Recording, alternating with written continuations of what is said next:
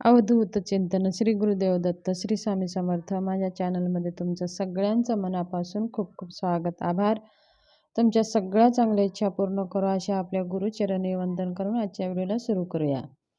चला तर मग प्रत्येक महिन्याच्या संकष्ट चतुर्थीला आपल्या मुलांच्या प्रगतीसाठी, मुलांच्या स्मरणशक्ती वाढवण्यासाठी, मुलांची तल्लख बुद्धी होण्यासाठी आणि जे मुलं हट्टीपणा करतात, उद्धंडसारखं वागतात, तापटपणा करतात, म्हणजे खूप त्यांना राग येतो, चिडचिड करतात, अशासाठी आणि तसेच आपल्या मुलांच्या प्रगतीसाठी, त्यांच्या दीर्घ आयुष्यासाठी आईने हा व्रत करायचा असतो.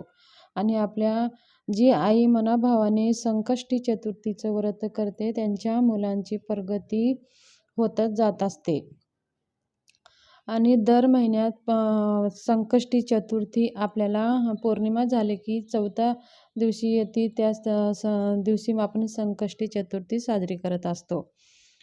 आणि प्रत्येक संकष्टी चतुर्थी साजरी करत असताना आपल्याला भगवान गणेशाची आणि भगवान शिवांची तसेच माता पार्वतीची पूजा केली जाते आणि त्यांचं कृपा आशीर्वाद प्राप्त केले जाते. विशेष म्हणजे ह्या दिवशी आपल्या मुलांच्या प्रगती, त्यांचं आरोग्य चांगलं राहण्यासाठी हा व्रत आपण करत असतो. आणि ह्या माघ महिन्यामध्ये संकष्टी चतुर्थी 28 तारखेला येणार आहे. तर आपल्याला ह्या दिवशी मुलांच्या स्मरणशक्ती वाढवण्यासाठी काही विशेष आज मी उपाय सांगणार आहे, ते आपल्याला आवर्जून करायचे आहे. हिंदू धर्मानुसार बघा, चतुर्थीचे उपवासाचे खूप आपल्याला महत्त्व आहेत. मान्यतेनुसार संकष्टी चतुर्थीच्या दिवशी भगवान गणेशाची पूजा आपल्याला सकाळी लवकर उठून करायचं आहे आणि भगवंताच्या मूर्तीवरील अभिषेक करून, पंचोपचार पूजा करून, त्यांची आपल्याला विधिवत पूजा करून नैवेद्य, गूळ खोबऱ्याचं नैवेद्य आणि त्याचबरोबर दुर्वा, लाल फुलं अर्पण करून घ्यायचं आहे. आणि ह्या दिवशी आपल्याला दिवसभर उपवास करायचा आहे. शक्य आपल्या प्रकृतीला जमत असेल तर आपण करू शकता. उपवास जरी नाही केलेला तरीही आपण ह्या दिवशी आपल्या मुलांसाठी ही सेवा आवर्जून करायची आहे. बघा, त्या दिवशी आपल्याला आपल्या मुलांच्या स्मरणशक्तीसाठी बाप्पाची एक मूर्ती आपल्याकडे तर असते, सगळ्यांकडे असतेच गणपती बाप्पांची मूर्ती. तर ताम्हणामध्ये मूर्ती घ्यायची आहे आणि थोडीशी ताम्हणाला अक्षदा आणि एक दुर्वा अर्पण करायचा आहे. मग आपल्याकडे जर गळती असेल तर गळती लावायची आहे. जर गळती नसेल तर मग आपण एक चमच्यानं पळी पेल्यानं आपल्याला बाप्पावरती अभिषेक करायचा आहे. आणि अभिषेक करत असताना आपल्याला हा मंत्र आवर्जून म्हणायचा आहे. तो मंत्र कोणता आहे? गणपती अथर्व शीर्ष हे म्हणून आपल्याला बाप्पाला अभिषेक करायचा आहे. गणपती अथर्व शीर्ष भगवान गणपतीला प्रसन्न करण्यासाठी आणि त्यांना सगळ्यात जास्त प्रिय सेवा म्हणजे गणपती अथर्व शीर्ष हे आपल्याला 11 वेळेस म्हणून अभिषेक करायचा आहे. 11 वेळा म्हणेपर्यंत भगवंताच्या मूर्तीवरती आपण अभिषेक करतच राहायचा आहे. आणि बाप्पाला विनंती करायची आहे की आपल्या मुलांची स्मरणशक्ती वाढावं, मुलांची तल्लख बुद्धी व्हावं. मुलं खूप हट्टीपणा करत असेल तर मुलं शांत व्हावं, तापटपणा, रागीटपणा करत असेल तर मुलं कमी व्हावं म्हणून बाप्पाला विनंती करायचं आहे.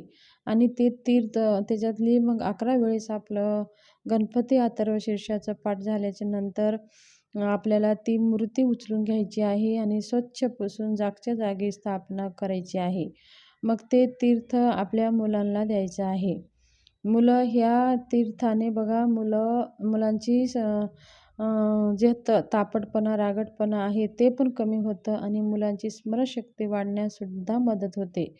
समजा तुमचे मुलं मोठे असतील तर मुलांकडून गणपती अथर्व शीर्षाचं दररोज पाठ करून घेतल्याने मुलं खूप हुशार होतात आणि मुलांची अभ्यास करण्याची पद्धतसुद्धा बदलत असते आणि मुलं स्वतःहून अभ्यास करायला लागतात.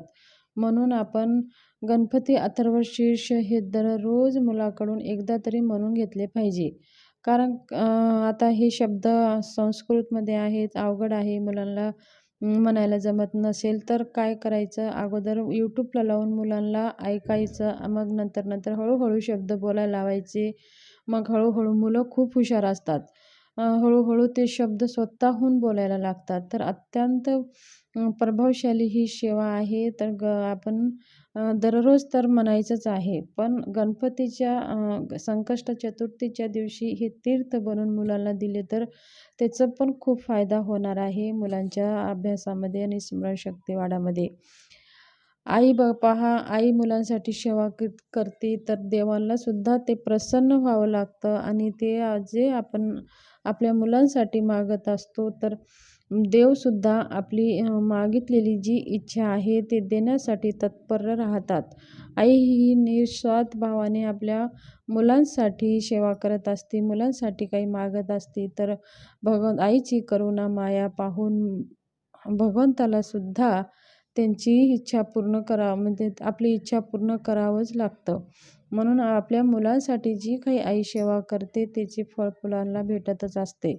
म्हणून आपण आपल्या मुलांच्या प्रगतीसाठी, मुलांच्या स्मरणशक्तीसाठी, मुलांचं उज्ज्वल भविष्य व्हावं, त्यांचं जीवन सुखमय व्हावं म्हणून जे काही आपण मुलांच्यासाठी सेवा करतो ते जरूर पूर्ण होतात. आणि तसेच ह्या दिवशी आपल्याला आता मुलांची परीक्षा पण चालू झालेली आहे.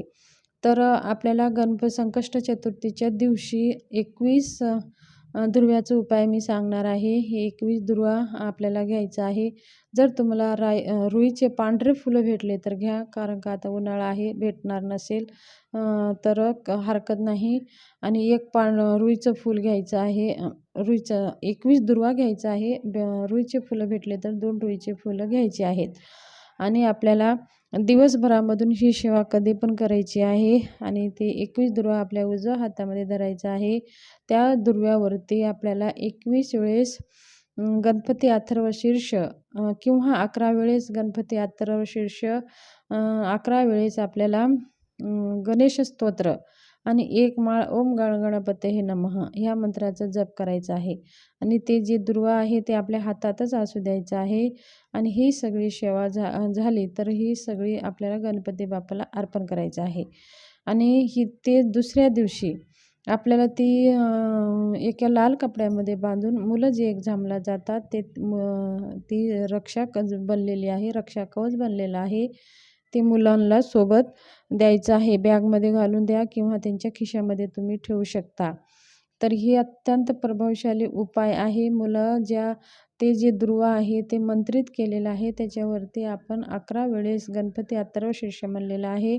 आणि ते सोबत घेऊन गेले तर बघा मुलांना अभ्यास केलेलं सुद्धा पटकन लक्षात राहतं आणि ते आठवतं मुलांना.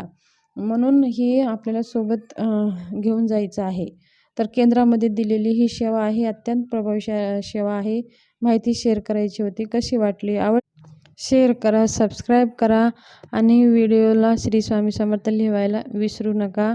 आणि जास्तीत जास्त ग्रुपमध्ये हा व्हिडिओ शेअर करा म्हणजे सगळ्यांना ही सेवा माहिती होईल. धन्यवाद.